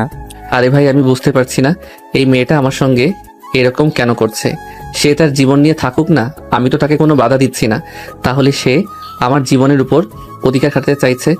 আমি কি তার উপর কোনো কিছু চাপিয়ে দিয়েছি নাকি যে সে আমার উপর এভাবে জোর করে চাপিয়ে দিতে চাইছে? এভাবে বেশ কিছুক্ষণ কথা চলে রাজ আর নীলের মধ্যে। রাজ নীলকে খুব ভালোভাবে বোঝায় সে যেন নীলার এই কথাগুলো মেনে নেয়, কারণ এটাই তার জন্য ভালো হবে। এখন বর্তমানে নীলের পড়াশোনা কন্টিনিউ করার জন্য এটা ছাড়া অন্য কোনো উপায় নেই। ভবিষ্যতে যা হয় দেখা যাবে। তাই নীল মনে মনে চিন্তা করলো রাজ যেটা বলেছে সে এটাই করবে। বিকেলবেলা নীল নিজের রুমের ব্যালকনিতে বসে আছে। তখনই নীলা তার সঙ্গে দেখা করতে আসে। নীলা নীলকে রুমে খুঁজে না পেয়ে ব্যালকনিতে চলে আসে। আর যখন থেকে নীল ব্যালকনিতে বসে আছে তখনই সে একটা চেয়ার টেনে নীলের পাশে বসে আর বলতে থাকে, দেখ, আমি যেটা বলেছি তোর ভালোর জন্যই বলেছি। তুই যদি আমার কথা মেনে না নিস তাহলে কিন্তু তোর পড়াশোনা একদম বন্ধ হয়ে যাবে। তখন কিন্তু তুই আমাকে কোনো দোষ দিতে পারবি না। ঠিক আছে, কোনো সমস্যা নেই, আমি তোমার কথা মেনে নিলাম। তবে একটা কথা বলে দিচ্ছি, তোমায় ভার্সিটিতে যেন কেউ জানতে না পারে তুমি আমার চাচাতো বোন হও। ঠিক আছে, কেউ এ ব্যাপারে কোনো কিছু জানবে না, তুই নিশ্চিন্তে থাকতে পারিস। এই কথা বলে নীল সেখান থেকে চলে গেল। আর পরের দিন সকালবেলা ঘুম থেকে উঠে সে নীলকে ঘুম থেকে ডেকে তুলে ভার্সিটি যাওয়ার জন্য তৈরি হতে। নীল ঘুম থেকে উঠে নাস্তা করে তারপর তৈরি হয়ে গেল। তারপর দুজনে রওনা দিল ভার্সিটির উদ্দেশ্যে। ভার্সিটির গেট দিয়ে ভিতরে প্রবেশ করতে যাবে তখনই নীলার কিছু দুষ্ট বান্ধবীর সঙ্গে দেখা হয়ে যায়। কি ব্যাপার বান্ধবী, তোর সঙ্গে এই হ্যান্ডসাম ছেলেটা কে? সে যেই হোক, এত সব তাদেরকে জানতে হবে না। শুধু এইটুকু কথা বলে দিচ্ছি, ওর দিকে নজর দিস না, তাহলে চোখ তুলে মার্বেল বসিয়ে দেব। আরে ভাই, এরকম করে বলছিস যেন সে তোর বয়ফ্রেন্ড হয়। হ্যাঁ, সে আমার বয়ফ্রেন্ড হয়, আর ভবিষ্যতে আমি তাকেই বিয়ে করব। কেন, তোর কোনো সমস্যা আছে নাকি? এই কথা শুনে উপস্থিতি নীলার সব বান্ধবীরা হাহা করে এসে ওঠে। আর সবাই নীলাকে অনেক টিটকারি মার্কা কথা বলতে থাকে। কিন্তু নীলা সেসব কথার কোনো তোয়াক্কা না করে নীলকে নিয়ে সেখান থেকে চলে যায় একদম প্রিন্সিপালের কেবিনে। তারপর স্যারের সঙ্গে কথা বলে নীলা নীলের এই ভার্সিটিতে এডমিশনের ব্যাপারটা সেরে নেয়। তারপর নীলকে তার ক্লাসরুম পর্যন্ত পৌঁছে দিয়ে নীলা নিজের ক্লাসে চলে আসে। আর এদিকে আবার তখনও তার বান্ধবীদের দুষ্টুমি শুরু হয়ে যায়। কে রে বান্ধবী, এই পিচ্চি বয়ফ্রেন্ড কোথা থেকে জোটালি? আমাদের তো বললি না। আমাদেরও তো এরকম কচিমাল ধরতে ইচ্ছে করে। তো আমি কি করব? এইসব কথা তোরা আমাকে বলছিস কেন? প্রতিটা যখন কচি জিনিসের প্রতি এতই আকর্ষণ, তাহলে তোরা নিজেরা খুঁজে নিচ্ছিস না কেন? আরে ভাই, ওটাকেই দিয়ে দে না, হেব্বি কিউট আছে কিন্তু। তোকে না আগেই বলে দিয়েছি সাবধান, এটার দিকে একদম নজর দিবি না। এটা আমার ব্যক্তিগত জিনিস। যদি এই জিনিসটার প্রতি নজর দিয়েছিস তাহলে বলছি তো তোকে চোখ তুলে মার্বেল বসিয়ে দেব। এরপর রিমি নীলার সঙ্গে আর কোনো কথাই বলে না। দেখতে দেখতে ক্লাসের টাইম হয়ে গেল। সেদিন ভার্সিটি ছুটি হয় দুপুর 2টার দিকে। যেহেতু বছরের শুরু দেখছিল তাই একটু তাড়াতাড়ি ছুটি হয়ে যেত। নীলা ক্লাস থেকে বের হয়ে নীলের জন্য অপেক্ষা করছিল। ভার্সিটির গেটের সামনে তখনই দেখতে পেল নীল একটা মেয়ের সঙ্গে হাসতে হাসতে কথা বলতে বলতে গেটের দিকে আসছে। এটা দেখে তো নীলার মেজাজ একদম 360 ডিগ্রি অ্যাঙ্গেলে গরম হয়ে গেল। সে তখনই সেখান থেকে দৌড়ে গিয়ে মেয়েটার গালে ঠাস ঠাস করে 2টা থাপ্পড় বসিয়ে দিয়ে বলতে থাকে, এই মেয়ে, তোর এত বড় সাহস আমার ব্যক্তিগত জিনিসের সঙ্গে এইভাবে এসে এসে কথা বলছিস? আরে আপনি তো বড় আজব মানুষ। আমরা একই ক্লাসে পড়াশোনা করি, সেই সূত্রে আমরা দুজন কথা বলতেই পারি, কিন্তু তাই বলে আপনি এরকম কেন করছেন? কে আপনি? মেয়েটার এমন কথায় নীলা আরো অনেক বেশি রেগে যায়। তাই নীল বিষয়টা সামাল দেওয়ার জন্য বলতে থাকে, আরে আপু, তুমি আমার বন্ধুর সঙ্গে এরকম করছো কেন? সে আমার ক্লাসমেট। ক্লাসের একটা ব্যাপারই আমরা দুজনে কথা বলছিলাম। তাছাড়া হেসে কথা বলা তো আর পাপ নয়। তাই বলে তুমি মেয়েটাকে এভাবে চড় মারবে? চর মেরেছি, বেশ করেছি। ওর তো খুব ভাগ্য ভালো যে আমি ওর চুলের মুঠি ধরে মারিনি। এই মেয়ে শোন, নেক্সট টাইম এই ছেলের সঙ্গে কথা বলো তো দূরের থাক, 10 হাত দূরে দূরে থাকবি। এই বলে নীলা নীলের হাত ধরে টানতে টানতে গাড়িতে নিয়ে উঠে বসলো। আর তারপরে গাড়ি স্টার্ট করে বাড়ির উদ্দেশ্যে রওনা দিল। এদিকে কি এত হতভম্বের মতো তাকিয়ে আছে। সে কোনো কিছুই বুঝতে পারছে না, কারণ নীল তো এই মেয়েটাকে আপু বলে সম্বোধন করলো। কিন্তু একটা বোন কি তার ভাইয়ের সঙ্গে একটা মেয়ে সামান্য কোনো ব্যাপারে কথা বলায় এভাবে রিয়েকশন করতে পারে? এসব ভাবতে ভাবতে সে নিজের বাড়িতে চলে গেল। এদিকে নীলা বাসায় আসতে না আসতেই চিৎকার করে সারা বাড়ি মাথায় তুলে ফেললো। আর তখনই নীলার আম্মু নীলার চিৎকার শুনে দৌড়ে এসে বলতে লাগে, কি ব্যাপার নীলা, কি হয়েছে? এরকম করার কারণটা কি? আমি তো কিছুই বুঝতে পারছি না। তুমি এভাবে চিৎকার চেঁচামেচি কেন করছো? সেটা এই বদমাইশকে জিজ্ঞেস করো। আমি ভার্সিটিতে আছি জানা সত্ত্বেও সে একটা মেয়ের সঙ্গে হেসে হেসে কথা বলে। ওর কত বড় সাহস! বাড়ির সবাই তখন বিষয়টা বুঝতে পারে। আর আর বিষয়টা ধামাচাপা দেওয়ার জন্য সবাই নীলাকে এই কথা শোনাতে থাকে। নীলা কিছুক্ষণের মধ্যেই নিজের রুমে চলে গেল। তখনই নীল নীলার আম্মুর কাছে বলতে লাগে, বড় আম্মু, এসব কি হচ্ছে? আমার সঙ্গে আমার নিজের লাইফে কি নিজের কোনো সিদ্ধান্ত নেওয়ার অধিকার নেই নাকি? নীলার আম্মু তখন নীলকে বোঝাতে শুরু করে, কারণ এই মুহূর্তে তাকে সান্ত্বনা দেওয়া ছাড়া আর কিছুই করার নেই। নিজের মেয়ে তাকে তো আর তিনি কঠোরভাবে কিছু বলতেও পারেন না। তাই বেশ কিছুক্ষণ পর নীল নিজের রুমে আসে, ফ্রেশ হয়ে খাওয়া দাওয়া করে ঘুমিয়ে পড়ে। এভাবেই চলছিল তার দিনগুলো। ভার্সিটিতে যত ঠিকই, কিন্তু তার সঙ্গে কোনো কথা বলতে পারতো না। আর যদিও কথা বলতো, সেটা যদি কোনোভাবে নীলার নজরে চলে আসতো, তাহলে সেদিন তার অবস্থা খুব বেশি খারাপ হয়ে যেত। এতে শুধু নীল নয়, বাড়ির সবাই অনেকটাই চিন্তায় ছিল, কখন না জানি কি হয়ে যায়। কারণ নীলা এইরকম যে কখন কি করে ফেলবে তার কোনো ঠিক ঠিকানা নেই। এই তো সেদিন বায়োলজি ক্লাসে স্যার বলেছিল গ্রুপ স্টাডি করার জন্য, আর সেই জন্য ক্লাসের সব ছেলেমেয়েরা আলাদা আলাদা কয়েকটা গ্রুপে বিভক্ত হয়ে গ্রুপ স্টাডি করছিল। তখনই নীলা কোনো একটা কারণে নীলের সঙ্গে দেখা করতে আসে, আর এসেই দেখতে পায় নীল তার 2 বন্ধু আর 4-5টা মেয়ে একসঙ্গে বসে গ্রুপ স্টাডি করছে। এটা দেখে নীলা প্রচন্ড পরিমাণে ক্ষেপে যায়, আর নীলকে সেখান থেকে কলার ধরে টানতে টানতে একটু দূরে নিয়ে আসে আর বলতে থাকে, এই তোকে কতবার নিষেধ করেছি মেয়েদের সঙ্গে আড্ডা না দেওয়ার জন্য, তারপরও তুই কেন গিয়েছিস মেয়েদের সঙ্গে? আজ আমি তোর কি এমন অবস্থা করব সেটা একবার তুই ভেবে দেখেছিস? আপু প্লিজ, এটা ভার্সিটি, এটা পড়াশোনা করার জায়গা, এখানে প্লিজ এরকম করো না। স্যার আমাদের গ্রুপ স্টাডি করার জন্য বলেছে, তাই আমরা গ্রুপ স্টাডি করছি। এতে তো তোমার কোনো সমস্যা হওয়ার কথা নয়। দেখ, একদম আমার সামনে অজুহাত দেখানোর চেষ্টা করবি না। স্যার তোকে বলেছেন তাই না? দাঁড়া, আমি এক্ষুনি স্যারকে ডেকে এনে জিজ্ঞেস করছি। এই বলে নীলা তখনই নীলের বায়োলজি টিচারকে ডেকে আনে আর সবার সামনেই জিজ্ঞাসা করে আসলে এটা সত্য কিনা। তখন বায়োলজি স্যার সব সত্য কথা বলেন। সবকিছু শুনে নীলা তখন বায়োলজি স্যারকে উল্টাপাল্টা দোষারোপ করতে শুরু করে। এটা তো শিক্ষা প্রতিষ্ঠান, এখানে কেন বায়োলজি স্যার ছেলে মেয়েদেরকে একসঙ্গে এভাবে গ্রুপ স্টাডি করার কথা বলেছেন? আগের যুগে যখন কেউ গ্রুপ স্টাডি করতো না, তখন কি কেউ ভালো রেজাল্ট করতো না নাকি? বায়োলজি টিচার তখন ওই বিষয়টা তাকে বোঝানোর চেষ্টা করলেও কোনোভাবে সেটা তাকে বিশ্বাস করাতে পারেনি। উল্টো নীলা বায়োলজি টিচারকে হুমকি দিয়ে যায়, যদি নেক্সট টাইম আর কখনো সে এটা দেখতে পায় যে ছেলেমেয়েরা একসঙ্গে বসে এরকম করছে, তাহলে সেই টিচারের বিরুদ্ধে প্রিন্সিপালের কাছে অভিযোগ করবে। এই বলে নীলা সেখান থেকে চলে যায়। উপস্থিত সবাই তখন অবাকের চূড়ান্ত সীমানায় পৌঁছে গিয়ে নীলকে জিজ্ঞাসা করে, কি ব্যাপার ভাই, এই মেয়ের কি মাথায় সমস্যা আছে নাকি? আর বলিস না দোস্ত, এই মেয়েটা আমাকে হাড় মাংস জ্বালিয়ে খাচ্ছে। বাদ দে সব কথা, পড়ায় মনোযোগ দে, সামনেই পরীক্ষা। এই কথা বলে নীল কোনো রকমে এই বিষয়টা এড়িয়ে গেল আর সবাইকে পড়াশোনায় মনোযোগ দিতে বলে, আর সে নিজেও পড়াশোনায় মনোযোগ দেয়। এদিকে দেখতে দেখতে 3 বছর সময় কেটে গেল। নীল অনার্স 3rd ইয়ারে পড়াশোনা করছে, আর নীলা অনার্স ফাইনাল ইয়ারের পরীক্ষা দিয়ে বাড়িতে বসে রেজাল্টের অপেক্ষা করছে। নীল এই মুহূর্তে একটু স্বস্তি নিঃশ্বাস ফেলছে, কারণ নীলা আর এখন ভার্সিটিতে আসছে না। বাড়িতে যাই কিছু করুক না কেন, ভার্সিটিতে এসে নীল একটু শান্তি মতো থাকতে পারছে। তাই নীল যেন পারলে সারাটা দিন ভার্সিটিতেই থেকে যায়। অপরদিকে নীলা এই বিষয়টা কোনোভাবেই মেনে নিতে পারছে না। নীল কেন ভার্সিটি ছুটি হওয়ার পরও বাইরে সময় কাটাচ্ছে, এটা নিয়েই নীলার যত মাথা ব্যথা। সে এটা নিয়ে গিয়ে বারবার প্যারা দিতে থাকে, যেন নীল ক্লাসের বাইরে 2 মিনিট সময়ও বাসার বাইরে না কাটায়। কিন্তু কে শুনে কার কথা? নীল তো নীলার দিকে দূরে থাকতে পারলেই বাঁচে। এদিকে দেখতে দেখতে হুট করেই নীল আর নীলার একমাত্র ফুফাতো বোন স্নেহার বিয়ে ডেট পড়ে। তাই পরিবারের সবাই মিলে সিদ্ধান্ত নেয় বিয়েতে যাবে, কিন্তু নীলার সেখানেই আপত্তি। সে কোনোভাবেই বিয়েতে যাবে না, সে নীলকে নিয়ে এই বাড়িতেই থাকবে। কারণ নীল যদি বিয়ে বাড়িতে যায়, তাহলে সেখানে 1000টা মেয়ের সঙ্গে দেখা হবে আর মেয়েদের সঙ্গে কথা বলবে। এগুলো নীলা কোনোভাবেই মেনে নিতে পারবে না। অপরদিকে নীল এগুলো আর নিতে পারছিল না, তার কাছে জাস্ট এসব অসহ্য মনে হচ্ছিল। তাই সে নীলাকে উদ্দেশ্য করে বলল, তুমি কি চাও এবার স্পষ্ট করে বলো তো? আমি আর এগুলো নিতে পারছি না। আমি চাই তুই আমাকে বিয়ে কর আর সারা জীবন আমার সঙ্গে থেকে যা। তোর জীবনে আমি ছাড়া কোনো মেয়ে মানুষ না আসুক, তোর পাশে অন্য কোনো মেয়ে মানুষকে আমি কখনোই সহ্য করতে পারবো না। আমি কেন তোমাকে বিয়ে করব? তোকে আমি অনেক বেশি ভালোবাসি, তাই তুই আমাকে বিয়ে করবি। তাছাড়া ছোটবেলায় আমাদের দাদিমা ঠিক করে রেখেছিলেন তোর আর আমার বিয়ে দিবেন, সেই জন্যই তুই আমাকে বিয়ে করবি। ওকে ফাইন, তুমি চাও তো আমি তোমাকে বিয়ে করি? ঠিক আছে, আমি তোমাকে বিয়ে করব। তাহলে তো তোমার শান্তি? হ্যাঁ, তাহলেই আমার শান্তি। তোকে আমি আমার ভালোবাসার মানুষ হিসেবে পেয়ে গেলে জীবনে আর কিছুই চাই না। ঠিক আছে, তাহলে তুমি যেটা চাও সেটাই হবে, কিন্তু তারপরও আমি এসব প্যারা থেকে মুক্তি পেতে চাই। আমি এগুলো আর নিতে পারছি না। এই বলে নীল নিজের রুমে চলে গেল। আর এদিকে সেদিন বিকেল বেলা নীলের আব্বু আর নীলার আব্বু দুজনে বাড়িতে আসতেই নীলা দৌড়ে তাদের কাছে গেল আর বলতে লাগলো, আব্বু, নীল বলেছে সে আমাকে বিয়ে করবে, সে আমার প্রস্তাব মেনে নিয়েছে। এই কথাটা যেন বাড়ির কেউ বিশ্বাসই করতে চাইছে না, কারণ এটা বিশ্বাস করার মতোই নয়। নীলার এইসব কর্মকাণ্ড নিয়ে একদম সহ্য করতে পারে না, আর সেখানে কিনা নীলার এই কথাগুলো মেনে নিয়েছে, এটা বিশ্বাসযোগ্য নয়।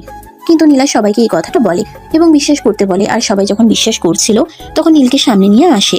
নীলা আর সবার সামনে এটা বলতে বলছে। নীলা তখন বাধ্য হয়ে সবার সামনেই বলে যে নীলাকে বিয়ে করবে। পরিবারের সবাই তখন অনেকটাই অসুস্থ হয়, কারণ তৃতীয় বিশ্বযুদ্ধের সমাপ্তি হতে চলেছে। তাই সবাই মজা মনে চিন্তা করতে থাকে এবার অন্তত এই বাড়িতে শান্তি ফিরে আসবে। এবার অন্তত আর ছোটখাটো বিষয় নিয়ে এই বাড়িতে কোনো অশান্তি হবে না। হয়তো এবার একটু শান্তিতে থাকা যাবে, কিন্তু কতটা শান্তিতে থাকা যাবে সেটা তো বিয়েটা হয়ে যাওয়ার পরেই বোঝা যাবে।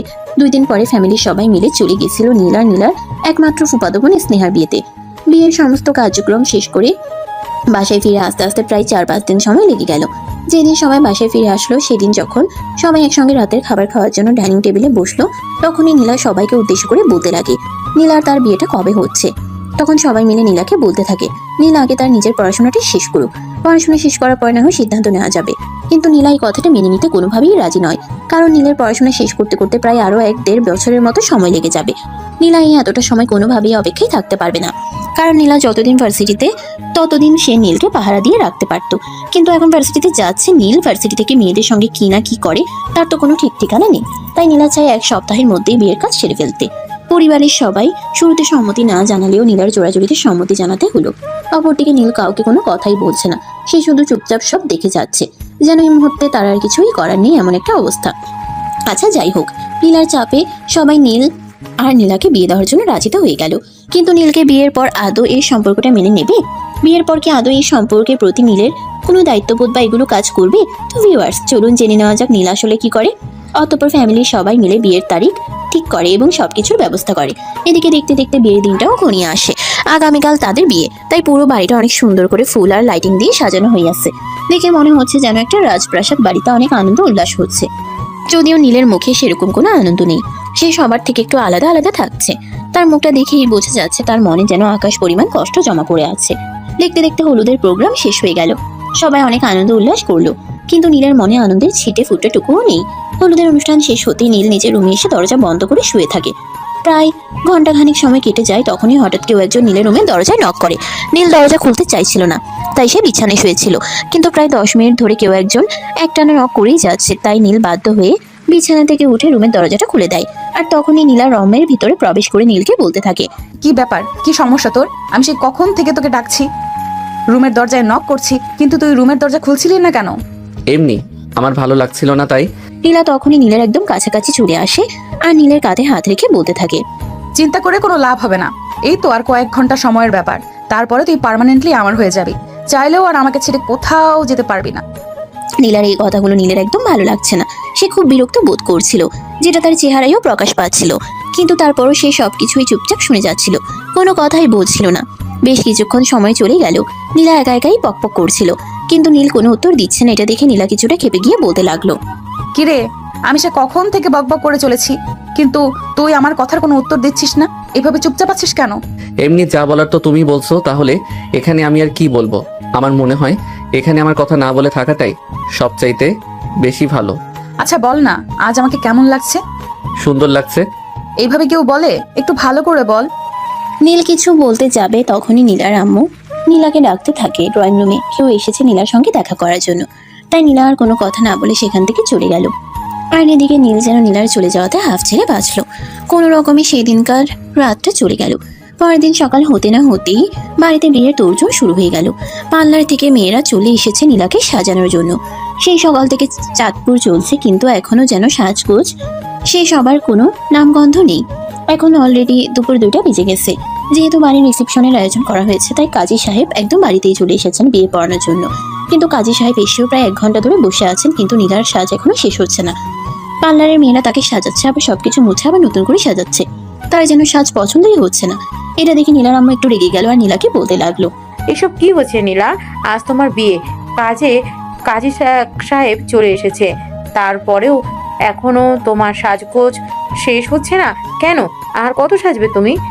আম্মু, বিয়ে তো জীবনে একবারই হয়, তাহলে বিয়ের দিন যদি মন মতো সাজতেই না পারি, তাহলে কবে সাজবো বলো? আজকের দিনটাই তো। এত কথা বলো না তো। এই বলে নীলা তার আম্মুকে রুম থেকে চলে যেতে বলে, আর এদিকে আবারও সাজতে শুরু করে।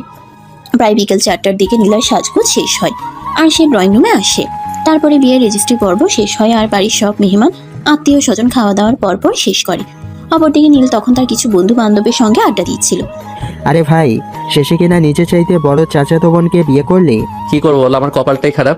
কত করে চেষ্টা করলাম এই বিপদটাকে এই বিপদটাকে ঘাট থেকে সরানোর জন্য, কিন্তু এটা তো কোনোভাবে পেরেই উঠলাম না। দেখ ভাই, আমাদের সামনে সাধু সাজবার কোনো প্রয়োজন নেই। আমরা খুব ভালোভাবেই বুঝতে পেরেছি এক হাতে কখনো তালি বাজে না। নিশ্চয় এতে তো সম্মতি ছিল, তাই তো বিয়ে পর্যন্ত এসে গেছে সম্পর্কটা। তা না হলে তো এত দূর আসতো না। ভাই, তোরা যদি আমাকে বিশ্বাস না করিস তাহলে তোদেরকে কিছুই বলার নেই। হ্যাঁ, এটা তো সত্যি। যদি নীলের বন্ধু বান্ধবরা নীলের কথা বিশ্বাস না করে তাহলে নীল আর কি করতে পারে? কারণ নীল যেটা সত্যি সেটাই বলেছে। সে তো হাজারবার চেষ্টা করেছে এই সম্পর্কটা থেকে নিজেকে মুক্তি দেওয়ার জন্য, নিজেকে একটু ভালোভাবে বাঁচিয়ে রাখার জন্য, নিজেকে একটু স্বাধীনতা দেওয়ার জন্য, কিন্তু সে তো এটা কোনোভাবেই পেরে ওঠেনি। যাই হোক, দেখতে দেখতে সন্ধ্যা গড়িয়ে রাত হয়ে আসলো। নীলা নিজে দাঁড়িয়ে থেকে বাসর ঘর সাজানোর ব্যবস্থা করেছে। সে কাউকেই বিশ্বাস করে না, কারণ জীবনের স্পেশাল একটা দিন, এই দিনটার স্পেশাল মুহূর্তটা নষ্ট হয়ে যাক এটা সে কোনোভাবেই চায় না। ডেকোরেশনের লোকেরা তো বলছিল নীলাকে এখান থেকে চলে যেতে, তারা সবকিছু ঠিকঠাক করে নেবে, কিন্তু নীলা তাদেরকে একটুও ভরসা না করে সে এখানেই দাঁড়িয়ে থাকে। আর সবকিছু কাজ শেষ হলে তারপর সে রুম থেকে বের হয়। রুম থেকে বের হয়ে এসে নীলকে খুঁজতে শুরু করে, কিন্তু নীলকে কোথাও খুঁজে পায় না। তাই সে বাড়ির সবার কাছে নীলের ব্যাপারে জিজ্ঞাসা করতে থাকে, কিন্তু কেউ নীলের ব্যাপারে কোনো কিছুই জানে না। সারা বাড়িতে খোঁজাখুঁজি করা হয়, কিন্তু নীল কোথাও নেই। ছাদ বাগান সবকিছু খোঁজাখুঁজি করা হয়, কিন্তু কোথাও নীলের চিহ্নটুকুও নেই।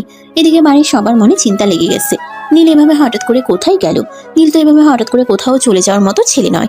তাই সবাই চারদিকে খুব ভালো করে খুঁজতে থাকে। অপরদিকে নীলের বন্ধুরাও তখনও সেখানে রয়ে গিয়েছিল। তাই নীল আর এক মুহূর্ত দেরি না করে নীলের বন্ধুদের কাছে চলে যায় আর তাদেরকে ট্রিট করে বলতে থাকে, এই, তোরা আমাকে বল নীল কোথায়? আমি খুব ভালো করে জানি তোরা জানিস নীল কোথায় গেছে। আপু প্লিজ বিশ্বাস করুন, আমরা এ ব্যাপারে কোনো কিছু জানি না। আমরা যদি জানতাম তাহলে অবশ্যই আপনাকে বলে দিতাম। দেখ, একদম মিথ্যা কথা বলবি না। আমি খুব ভালো করেই বুঝতে পারছি এতে তোদের হাত আছে। কোনো চিন্তা করিস না, আমি অলরেডি পুলিশে খবর দিয়ে দিয়েছি। তোদের সব কটাকে জেলের ভাত খাইয়ে ছাড়বো। পুলিশ যখন পাশায় 2-4টা দেবে তখন সব সত্যি কথা বলে দিবি। প্লিজ আপু, আপনি আমাদের সঙ্গে এরকমটা করবেন না, আমরা কোনো কিছুই জানি না। কিন্তু নীলা কারোর কোনো কথাই শুনলো না। সে অলরেডি পুলিশে ফোন করে দিয়েছিল। তাই কিছুক্ষণের মধ্যেই থানা থেকে পুলিশের লোক চলে আসে আর নীলের বন্ধু সব কয়টাকে অ্যারেস্ট করতে বলে এবং এদেরকে থানায় নিয়ে গিয়ে ব্যবস্থা করতে বলে। পুলিশও তখন আর কোনো উপায় দেখতে না পেয়ে নীলের বন্ধুদেরকে থানায় নিয়ে গেল আর তাদেরকে অনেক মারধর করতে লাগলো, কিন্তু তারা কিছুই বলতে পারলো না। সত্যি তো এটাই যে তারা কেউ কিছু জানে না নীল কোথায় গেছে বা কোথায় আছে, তাই তাদেরকে মারধর করেও কোনো লাভ হলো না। সারাটা রাত কেটে গেছে, নীলের কোনো খোঁজ খবর নেই। তার ফোন সুইচ অফ। নীলের সব বন্ধু বান্ধবের বাড়িতে খোঁজ নেওয়া হয়েছে, কিন্তু সে কোথাও নেই। তাহলে সে গেল কোথায়? এদিকে বাড়ির মানুষের চিন্তার কোনো শেষ নেই। অলরেডি পত্রিকায় বিজ্ঞাপন দেওয়ার কথা চিন্তা করা হচ্ছে, কিন্তু পরিবারের মান সম্মানের ব্যাপার বলে কথা, তাই নীলার আব্বু নীলাকে এটা করতে নিষেধ করলেন। পরিবারের মানুষের জেনেছে ভালো কথা, কিন্তু বাইরের মানুষ এই ব্যাপারটা জানাজানি হলে মানিজ্যতে টানাটানি হয়ে যাবে। তাই নীলা এই বিষয়টা নিয়ে আর পত্রিকাতে রিপোর্ট করতে গেল না। আজ 2 দিন পার হয়ে গেছে, নীলের কোনো খোঁজ নেই। পরিবারের সুখের মানুষ চলছে, অপরদিকে নীলা তো কান্না করেই চলেছে। তার কান্না যেন থামছেই না। নীল হঠাৎ করে এভাবে সবাইকে ফেলে সবকিছু ছেড়ে কোথায় চলে গেল? সবাই অনেক খোঁজাখুঁজির পরও কোনো খোঁজ পায়নি। আজ 4 বছর পর। কি হলো মিস রিয়া? আপনাকে আমি সেই কখন বললাম 4 নাম্বার ওয়ার্ডের 26 নাম্বার বেডে রোগীকে ওটিতে নেওয়ার জন্য রেডি করুন। কিন্তু স্যার, ওনার ফ্যামিলির মানুষজন এখনো আসেনি আর টাকা পয়সা জমা দেয়নি। টাকা পয়সা নিয়ে আপনাকে কোনো চিন্তা করতে হবে না। ওনার যদি টাকার সমস্যা হয় তাহলে টাকা যা লাগে আমি দেব। আপনি ওনার অপারেশনের ব্যবস্থা করুন। তখন রিয়া আর কোনো কথা না বলে রোগীকে ওটিতে নেওয়ার জন্য রেডি করতে লাগলো এবং 10 মিনিটের মতোই ওটিতে নিয়ে যাওয়া হলো। তারপর ডাক্তার নীলা আহমেদ ওটিতে গেলেন অপারেশনের জন্য। ওটি থেকে প্রায় 2 ঘন্টা পর বের হয়ে আসেন। ততক্ষণে রোগীর বাড়ির লোকেরা চলে এসেছে আর তারা রোগীকে কেবিনে দেখতে না পেয়ে কিছুটা চিন্তিত হয়ে পড়ে। তখনই ডাক্তার নীলকে দেখতে পেয়ে তারা দৌড়ে নীলের সঙ্গে কথা বলতে আসে। আর তখনই তারা জানতে পারে নীল কোনো পারিশ্রমিক ছাড়াই রোগীর অপারেশন করার দায়িত্ব নিয়ে। যে এটা শুনে রোগীর বাড়ির লোকেরা অনেক বেশি খুশি হয় আর নীলের প্রতি কৃতজ্ঞতা প্রকাশ করতে থাকে। নীল তখন তাদেরকে বলতে থাকে কৃতজ্ঞতা প্রকাশ করার কোনো কারণ নেই। ডাক্তার হিসেবে একজন রোগীর জীবন বাঁচানো কর্তব্য, আর তিনি সেটাই করেছেন। অপারেশন শেষ হওয়ার পরও নিজের কেবিনে বসে বিশ্রাম নিচ্ছেন। তখনই তার কেবিনে আসলো তার সহকর্মী ডাক্তার আকাশ। আসসালামু আলাইকুম ভাই, কি অবস্থা, কেমন আছেন? এই তো আলহামদুলিল্লাহ, আল্লাহর রহমতে ভালোই আছি। আপনাদের কি অবস্থা? আপনারা কেমন আছেন? আর ভাবির কি অবস্থা? আপনার কোমরে ব্যথা কি কমেছে? হ্যাঁ, এই তো আলহামদুলিল্লাহ, আগের চাইতে অনেকটাই কমে গেছে। আপনার সঙ্গে একটু কথা বলতে আসলাম। আপনার ভাবি আপনাকে বাসা যেতে বললো। কিন্তু এই মুহূর্তে আমি কিভাবে যাব? এই বলে নীল বিষয়টাকে এড়িয়ে যাওয়ার চেষ্টা করছিল, কিন্তু তার সহকর্মী আকাশ তার কোনো কথাই শুনল না। তাকে স্পষ্ট জানিয়ে দিল তার বাসায় যেতেই হবে, কারণ তার বউয়ের আদেশ বলে কথা। দুনিয়া উল্টে গেলেও সে তার বউয়ের কথা অমান্য করে না। তাই সে নীলকে রাজি করিয়ে ছাড়লো তার বাসায় যাওয়ার জন্য। তাই সেদিন অফিস শেষ করে নীল বাসায় চলে গেল ফ্রেশ হওয়ার জন্য। ফ্রেশ হয়ে রেডি হয়ে তার কলিগ আকাশের বাসায় যাওয়ার জন্য তৈরি হয়ে নিল। যাওয়ার পথে আকাশের বাচ্চাদের জন্য কিছু চিপস, চকলেট আর কিছু ফলমূল কিনে নিল। কিছুক্ষণের মধ্যেই এসে আকাশের বাসায় পৌঁছে গেল। দরজায় দাঁড়িয়ে কলিং বেল চাপ দিতে না দিতেই আকাশের বউ এসে দরজাটা খুলে দেয়। আসসালামু আলাইকুম ভাইয়া, কেমন আছেন? ওয়ালাইকুম আসসালাম। এই তো আল্লাহর রহমতে ভালোই আছি। তোমার কি অবস্থা? তুমি কেমন আছো? আপনাদের দোহাই, ভালোই আছি। আসুন প্লিজ, ভিতরে আসুন। এই বলে তিশা নীলকে নিয়ে বাসার ভিতরে চলে আসলো আর তারপর তাকে ড্রয়িং রুমে বসতে দিল। এদিকে বসতে দিয়ে তিশা কিচেনে চলে গেল। সে আজ নীলের পছন্দ মতো বেশ কিছু খাবার রান্না করেছে। কিছুক্ষণের মধ্যেই ডাইনিং টেবিল ভরে গেল খাবার দিয়ে। তারপর তিশা, আকাশ, নীল আর তার বাচ্চাদেরকে একসঙ্গে খাবার খেতে দিল। সবাই একসঙ্গে বসে অনেক মজা করে খাবার খেলো। আর তারপর আকাশ নীলকে নিয়ে ড্রয়িং রুমে চলে আসে। প্রায় 1 ঘন্টা ধরে আকাশ আর নীল ড্রয়িং রুমে বসে আছে। তখনই নীল বলতে লাগলো, ভাই এবার তো আমাকে বাসায় ফিরতে হবে। হ্যাঁ সেটা তো জানি, কিন্তু আরেকটু অপেক্ষা করতে হবে। তিশা আপনার সঙ্গে কে যেন কথা বলবে। নীল তখন আর একটু বসলো। প্রায় আরো 20 মিনিট পর তিশা নিজের কাজকর্ম সব গুছিয়ে রেখে ড্রয়িং রুমে আসে আর সোফায় বসতে বসতে বলতে থাকে, ভাইয়া, আমি জানি না আপনি আমার কথাগুলো কিভাবে নেবেন, কিন্তু আমার মনে হয়েছে আপনাকে কথাগুলো বলার প্রয়োজন, তাই আমি আপনাকে আমার বাসায় ডেকে এনেছি। আরে না তিশা, সেরকম কোনো ব্যাপার না। তোমাকে আমি সবসময় নিজের ছোট বোনের মতোই মনে করে এসেছি। তুমি আমাকে সবকিছু নির্দয় বলতে পারো, আমি কিছু মনে করব না। আসলে ভাইয়া, আপনি তো অনেক দিন ধরে এখানে আসেন, তাই আমরা চাইছিলাম এবার আপনাকে নিয়ে একবার আপনাদের বাড়িতে যাব। আপনার কাছ থেকে তো আপনার জীবন সম্পর্কে সব কিছু শুনেছি, কিন্তু আপনি তো অনেক দিন ধরেই ফ্যামিলি থেকে দূরে আছেন। আপনার বাবা মায়ের তো একমাত্র সন্তান আপনি, আপনার জন্য তো তাদেরও অনেক বেশি চিন্তা হয়, তাই একবার তাদের সঙ্গে দেখা করে আসা উচিত। কথাটা শুনে মাত্রই নীলের হাসি খুশি মুখটা মলিন হয়ে গেল। তখনই তার চোখের সামনে তার পরাধীন জীবনটা ভেসে উঠল। এখানে সে কতটা স্বাধীন আছে, তার ব্যাপারে কথা বলার মতো কেউ নেই।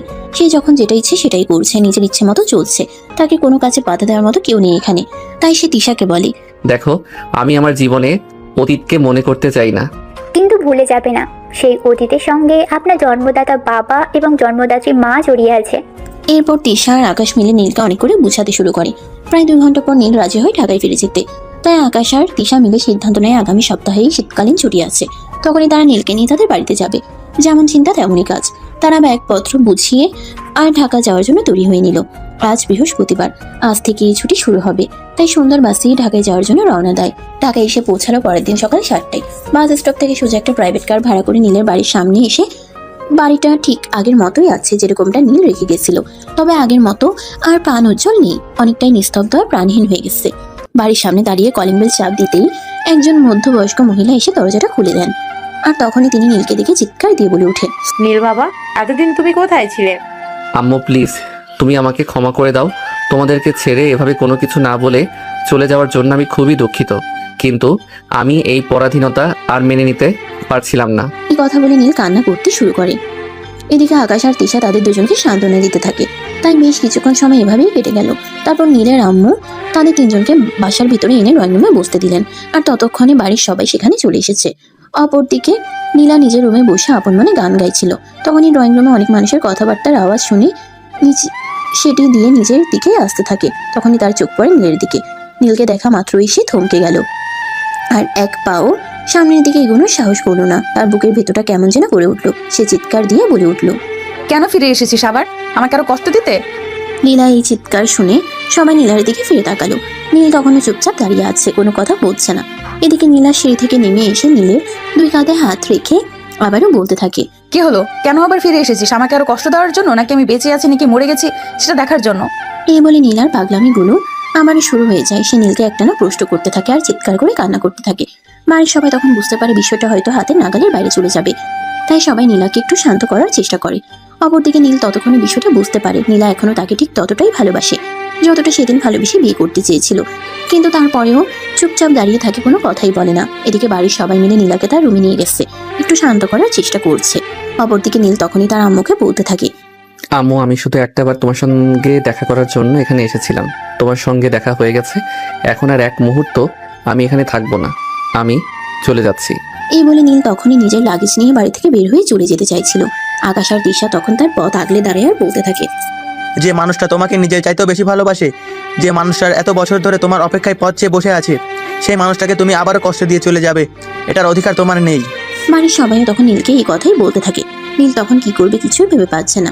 সেদিন নিজেকে একটু স্বাধীনতা দেওয়ার জন্য এভাবেই সবাইকে ফেলে কাউকে কিছু না জানিয়ে বাড়ি থেকে পালিয়ে গিয়েছিল। আজ আবার সেই পরাধীনতা নিজেকে বন্দি করবে। নীল চুপচাপ বসে আছে, কোনো কথাই বলছে না। এদিকে নীলাকে সবাই বোঝানোর চেষ্টা করছে সে যেন আর কোনো ওভার রিঅ্যাক্ট না করে, কিন্তু নীলাকে কে শোনাবে কথা? কতটা বছর ধরে সে নিজের মধ্যে বিরহের আগুনগুলো পুষে চলেছে, এখন আবার নীল তার সামনে এসে দাঁড়িয়েছে। এখন সে কি করে নিজেকে কন্ট্রোল করবে? তাই কেউ কোনো কথাই শোনাতে পারছে না তাকে, পাগলের মতো কর্মকাণ্ড করে চলেছে। তখনই আবারও নীলা রুম থেকে বের হয়ে এসে নীলের সামনে দাঁড়ায় আর বলতে থাকে, দেখ, জোর করে তোর কাছে কখনোই আমি ভালোবাসা আদায় করে নেব না, কারণ আমি খুব ভালোভাবেই বুঝতে পেরেছি ভালোবাসা জোর করে হয় না। আজ তোকে একটা সিদ্ধান্ত নিতেই হবে, হয়তো নিজের থেকে আমাকে আপন করে নিবি, নয়তো আমি আমার এই জীবন ত্যাগ করে দেবো, কারণ তোকে ছাড়া আমি বেঁচে থাকতে পারবো না। নীল কোনো কথা বলে না, চুপচাপ দাঁড়িয়ে আছে। সে কি বলবে সেটাই তো বুঝতে পারছে না।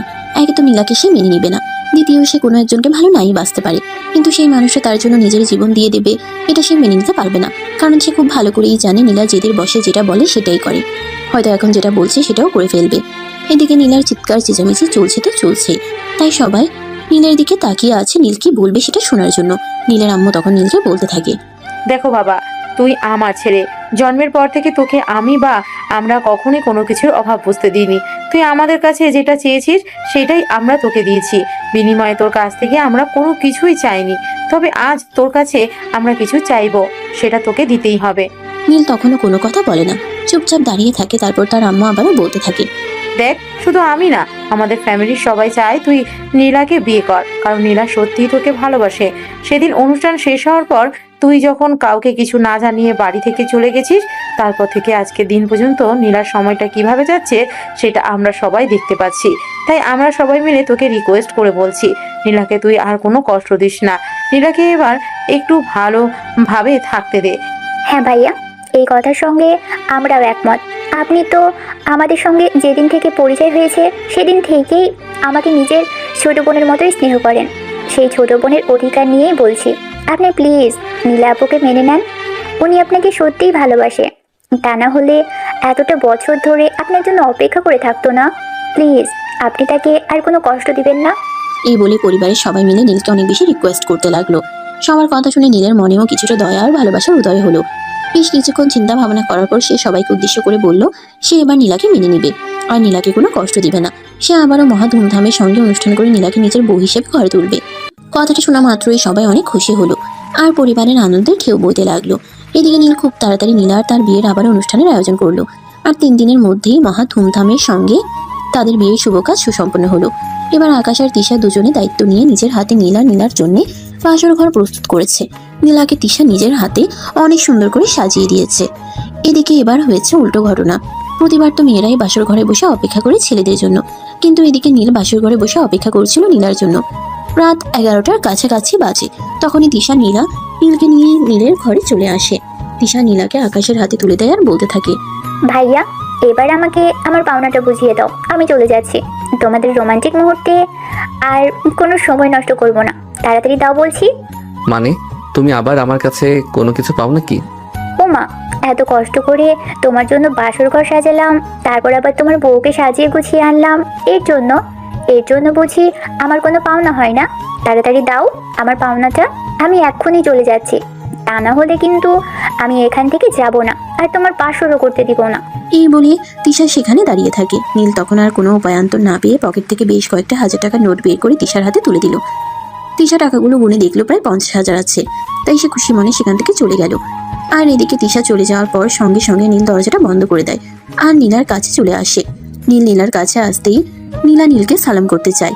তখনই নীল তাকে আটকে দেয় আর বলতে থাকে, এই কি করছো তুমি? তুমি আমাকে সালাম করছো কেন? তুমি তো আমার ভালোবাসার মানুষ, আমার মহারানী, তোমার জায়গা আমার বুকে। তাই নাকি? তাহলে এত বছর ধরে কষ্ট দিয়েছো কেন? তুমি জানো তোমার জন্য কতটা কষ্টে আমার সময়টা কেটেছে? জানি, কিন্তু আমি বুঝতে পারিনি, তাই আমি তোমার কাছে ক্ষমা চাইছি। প্লিজ তুমি এবারের মতো আমাকে ক্ষমা করে দাও। আমি আর কখনোই এরকম করব না, কখনোই তোমাকে কষ্ট দেওয়ার কথা চিন্তাও করব না। আর যেখানেই যাই না কেন তোমাকে সঙ্গে নিয়ে তারপরেই যাব। সত্যি বলছো তো? একদম সত্য কথা বলছি। তাহলে চলো শুরু করা যাক, যেটার জন্য দীর্ঘ 26 বছর ধরে অপেক্ষা করছি। এই কথাটা বলা মাত্রই নীল আর এক মুহূর্তও দেরি না করে নীলাকে টান দিয়ে নিজের বুকের সঙ্গে মিশিয়ে নিল। আর নীলার ঠোঁট দুটো নিজের দখলে নিয়ে গভীরভাবে চুমু খেতে শুরু করলো। এইভাবেই চলে গেল প্রায় বেশ কিছুক্ষণ সময়। তখনই নীলা বলতে লাগে, এইভাবে শুধু চুমু খেলে তো ঠোঁটের জ্বালাটাই মিটবে, অন্য কিছু তো আর মিটবে না। ও তাই বুঝি, তাহলে চলো। এই বলে নীলাকে নিয়ে বিছানায় চলে আসলো। আর তারপর কি হয় সেটা তো সবারই জানা, ও সবার নাই বললাম। সারা রাত ধরে চললো তাদের ভালোবাসার আদান প্রদান পর্ব। ফজরের আজান দেওয়ার পরেই তারা দুজনেই ফ্রেশ হয়ে এসে ঘুমিয়ে পড়লো। ঘুম ভাঙলো সকাল 10টায় তিশার ডাকে। তিশা তাদের দুজনকে ডাইনিং রুমে এসে নাস্তা করার জন্য ডাক দেয়। আর তারপর সবাই মিলে একসঙ্গে নাস্তা শেষ করে এরপর দেখতে দেখতে আরো 2 দিন সময় কেটে গেল। ইতিমধ্যে তাদের ছুটির সময় শেষ হয়ে এসেছে। তাই নীল পরিবারের সবার সঙ্গে নীলার ব্যাপারে কথা বলতে চায় এবং সে নীলাকে তার সঙ্গে নিয়ে যেতে চায়। পরিবারের সবাই তখন ওই কথা শুনে অনেক খুশি হয়। কেউই তখন নীলের এই কথার বিরোধিতা করে না। সবাই খুশি মনে নীলাকে নীলের সঙ্গে যেতে দেয়। তারপরেই নীলাকে নিয়ে সিলেটে চলে আসে। এরপর তাদের দিনগুলো ভালোই চলছিল, সুখ শান্তি আর সম্প্রীতিতে ভরপুর। তাদের সংসারে ভালোবাসা আর সুখের কোনো অভাব ছিল না। তাছাড়া তাদের উপর ছিল পরিবারের ছায়া। পরিবারের মানুষগুলো তাদের দুজনকে সবসময় সাপোর্ট করত। তাই তাদেরকে কখনোই সেরকম কোনো বিপদের সম্মুখীন হতে হয়নি। যদিও কখনো কোনো ঝামেলায় পড়েছে, পুরো পরিবারকে তাদের পাশে পেয়েছে। তাই সেই ঝামেলা থেকে উঠে আসতে খুব একটা সময় লাগেনি। এদিকে দেখতে দেখতে 3 বছর সময় কেটে গেল। ইতিমধ্যে নীলা মা হতে চলেছে। এদিকে নীল সারাক্ষণ হসপিটাল আর রোগী নিয়ে ব্যস্ত থাকে। নীলাকে খুব একটা সময় দিতে পারে না। তাই নীলাকে বলে ঢাকায় চলে যাওয়ার জন্য। কিন্তু নীলা এটাতে কোনোভাবেই রাজি হয় না, কারণ সে নিজেকে ছাড়া এক মুহূর্তও থাকতে পারবে না। সে কোনোভাবেই ঢাকায় যাবে না। তার যত কষ্টই হোক সে এখানেই থাকবে। তাই নীল সিদ্ধান্ত নেয় নীলার জন্য একটা নার্স রাখবে। সেই সিদ্ধান্ত মোতাবেক পরের দিন সন্ধ্যাবেলা যখন ডিউটি থেকে আসে তার সঙ্গে একটা মেয়েকে নিয়ে আসে। এটা দেখে তো নীলার মাথা একদমই গরম হয়ে যায়। আর সে চিৎকার করে বলতে থাকে, এগুলো কি হচ্ছে? আমার বাসায় মেয়ে নিয়ে আসা হয়েছে কেন? আরে বাবা, মাথা ঠান্ডা করো। এভাবে কেউ চিৎকার চেঁচামেচি করে না। তো কি করব? আমি তোমাকে কোলে তুলে নিয়ে নাচবো নাকি? তুমি আমার সামনে আমার বাসায় মেয়ে নিয়ে আসবে, এগুলো আমাকে বসে বসে দেখতে হবে? আরে বাবা, আমি কি আমার জন্য মেয়ে নিয়ে এসেছি নাকি? আমি তোমার জন্য মেয়ে নিয়ে এসেছি। আর এটা কোনো মেয়ে নয়, এই হলো নার্স। আমি তোমার দেখাশোনার জন্যই ওকে নিয়ে এসেছি। কিন্তু নীলা কোনো কথাই শুনে না। তার একটা মাত্রই কথা, এই বাসার বাইরে কোনো মেয়ে আসবে না। কারণ একটা মেয়ে তার জামাইয়ের কাছাকাছি থাকে, তার জামাই ওই মেয়েটার প্রতি আকর্ষিত হয়ে পড়তে পারে। আর সে কোনোভাবেই তার জামাইয়ের ভালোবাসা বা কাউকে দেবে না। তাই বাধ্য হয়ে নীল ওই মেয়েটাকে বাড়ি থেকে চলে যেতে বলে এবং তার কোনো নার্স লাগবে না এটাই বলে।